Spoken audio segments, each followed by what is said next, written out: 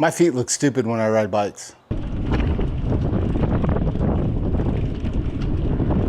Let's take a look at the 8-degree pedals. That is absolutely crazy. I don't feel that when I ride my bikes, but my knees do. Hey, I'm Isaac. I ride BMX bikes. If this is your first time, welcome. I like to talk about big BMX bikes because I rode when I was a little kid, and now everything in my body hurts from poor decision making on my part. So I like to ride big bikes because it hurts my knees and my back and my shoulders and everything a little bit less. So if that's like you like big bikes, you just like riding around with your friends, this is a spot for you. All right, guys, I may be out of frame a little bit in this, but we're not, you know what I look like. All right, let's talk about these pedals. These are the 8-degree pedals. I just put them on for a test ride, and let's talk about these things because they're pretty sick. I'm really impressed with everything about them. I've never seen innovation like this before, especially from a pedal, and it just makes sense when I show you what they do. But let's talk about what they look like. These are some pedals I've heard about. A lot of people in the BMX world have been talking about them at grants and things like that. Look, I'm out of frame because I'm trying to film both this, so I apologize, but these pedals actually move and adjust while you're pedaling, and they recenter automatically as well. Some pretty cool stuff going on with these pedals. Anatomy lesson, but if you look at your knee, your foot, and your ankle, and you look down and you lift your foot up, you're going to notice that your feet turn out as they come up and go back down because of the position of your knee and the alignment. So this actually makes sense. These pedals here, they're, instead of just a spindle, this is a ball joint. And inside of here is a puck that will rotate left and right. So as your pedal is screwed into a crank, it can move 4 degrees in, 4 degrees out, so 8 degrees. And what's neat, they have all these springs that you can drop into the pedal to adjust the spring tension. So how hard does it move? Is it real floaty? Is it a little bit harder to move? You get to decide based off of the springs. There's also spacers that you can drop in there to do micro adjustments on the 3 different spring weights. That's really cool.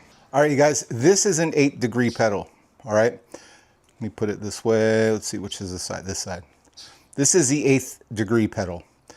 But look, this pedal, if I hold over here at the spindle, the pedal actually moves, and that's pretty wild. Let's take a look at the inside. I'll show you.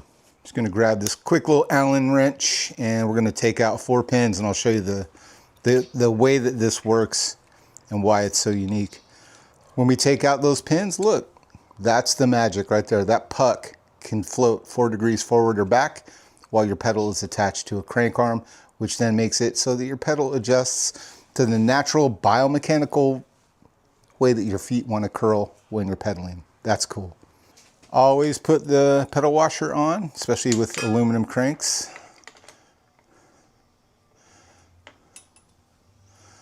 Line it up. Here we go.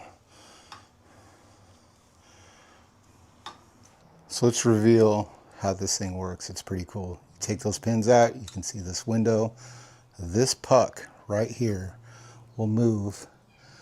There's 4 degrees that way, 4 degrees that way. You can watch it. Use both hands. There you go, the pedal moves.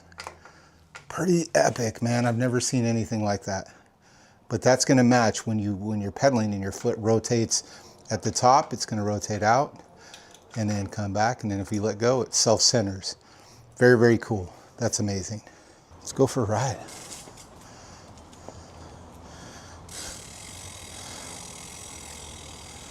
All right, so the claim, yeah, they do.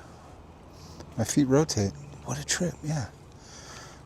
I can feel it in my shin, but my feet are definitely planted on the pedal. Oop. So these pedals are about 4 years from concept to what we're looking at now. There's been like 5 prototype iterations, lots of field and lab testing. So they really believe that they have mastered this floating pedal concept. And man, I tend to agree. They've earned 5 patents for these pedals, and they've applied in over 10 countries. They are one of Time Magazine's best innovations of 2024 in the design category. So look, man, they're no joke. So here's how this works. The pedal utilizes a Teflon-coated spherical bearing at the threaded axle end. And there's an Igus shaft bearing for rotation that allows plus minus 4 degrees of pivoting, and it'll automatically self-center at a 0 degree when you take your foot off the pedal because of the springs. Inside, there's a Delrin puck, and it also has one of those Igus bearings for rotation and one of the hardest anti-friction plastics available. It slides between 2 stainless plates. This area is non-lubricated, but over time, the surfaces naturally polish themselves for even smoother performance. And man, these spring plungers, they're awesome. They provide resistance against the lobbed puck, functioning similarly to like a cam lifter system like in an engine. And look, after 4 years and all those prototypes, 5 of them, there's no measurable wear has been observed on that. So the whole mechanism works as a resistive self-float compensating assembly that it just brings everything back to normal when you take your foot off, which is fantastic. So the springs and the grip pin options, this is where it gets really cool. I love this stuff because you can dial it in.